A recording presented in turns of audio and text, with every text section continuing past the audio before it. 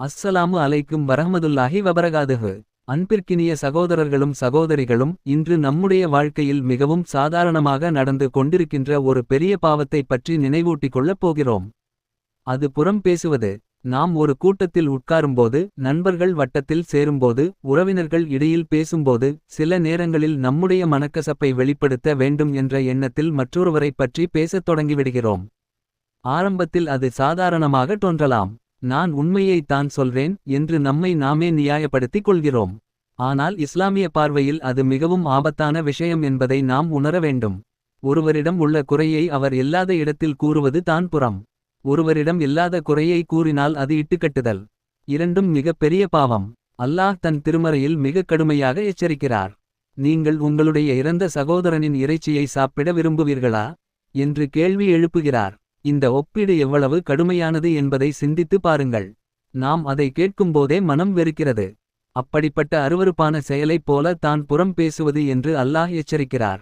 நபிகள் நாயகம் ஸல்லல்லாஹு அலைஹி வஸல்லம் அவர்கள் புறம் பேசுவது மிகவும் ஆபத்தானது என்றும், அது விபச்சாரத்தை விட மோசமான விளைவுகளை தரக்கூடியது என்றும் கூறியுள்ளனர். ஏன் என்றால், விபச்சாரம் செய்தவன் அல்லாஹ்விடம் தவ்பா செய்து மன்னிப்பு கேட்கலாம். ஆனால் புறம் பேசினவன், யாரைப் பற்றி பேசியானோ அவர் மன்னிக்காமல் அது முழுமையாக மன்னிக்கப்படாது. இதை நாம் ஆழமாக சிந்திக்க வேண்டும். நாம் ஒரு கூட்டத்தில் உட்காரும்போது, ஆரம்பத்தில் நல்ல விஷயங்களே பேசப்படலாம். ஆனால் சிறிது நேரத்தில் பேச்சு திசை மாறி, யாரோ ஒருவரின் குறைகள் பற்றி பேசத் தொடங்கிவிடும். அப்போது நாம் அமைதியாக இருந்தாலும் கூட, அந்த பாவத்தில் ஒரு பங்குதாரராகி விடுகிறோம். சில நேரங்களில் நம்மால் கட்டுப்படுத்த முடியாத நிலை தோன்றும். அந்த சூழ்நிலையில் அல்லாவின் பாதுகாப்பை நாட வேண்டும். அதற்காக நபிகள் நாயகம் ஸல்லல்லாஹு அலைஹி வஸல்லம் அவர்கள் கற்றுத் தந்த ஒரு அற்புதமான திக்ர் உள்ளது. எந்த ஒரு கூட்டத்திலும் உட்காரும் முன்போ, உட்கார்ந்த உடனேயோ இந்த துஆவை 3 முறை ஓதிக் கொள்ள வேண்டும்.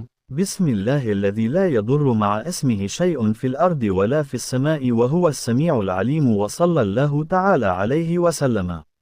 بسم الله الذي لا يضر مع اسمه شيء في الأرض ولا في السماء وهو السميع العليم وصلى الله تعالى عليه وسلم. இந்த துஆவை மனமார 3 முறை ஓதுங்கள்.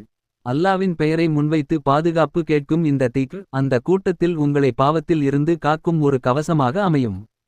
அல்லாஹ் உங்கள் நாவையும் உங்கள் இதயத்தையும் பாதுகாப்பான். யாரையும் பற்றி தவறாக பேசும் சூழ்நிலை அமையாமல் அல்லாஹ் தடுத்துவிடுவான். நாம் யாரைப் பற்றி புறம் பேசுகிறோமோ, நம்முடைய நற்செயல்கள் அவரிடம் சேர்க்கப்படும் என்று நபிகள் நாயகம் அவர்கள் எச்சரித்துள்ளனர். மறுமை நாளில் நாம் மிகுந்த நம்பிக்கையுடன் வைத்திருக்கும் நன்மைகள் மற்றவர்களிடம் போய்ச் சேரும் நிலை வந்தால் அது எவ்வளவு துயரம். ஒரு சிறிய வார்த்தைக்காக, ஒரு நிமிட கிசுகிசுக்காக, பல வருட நற்செயல்களை இழக்க வேண்டிய நிலை வரக்கூடாது. 2 மலைகள் இடையில் இருவர் ரகசியமாக பேசினாலும் அல்லாஹ் அதை அறிந்தவன். யாருக்கும் தெரியாது என்று நினைத்தாலும் அல்லாஹ்விடம் அது மறைவல்ல. அவர் விரும்பினால் அந்த செய்தி 3வது நபரிடம் போய் சேரும்.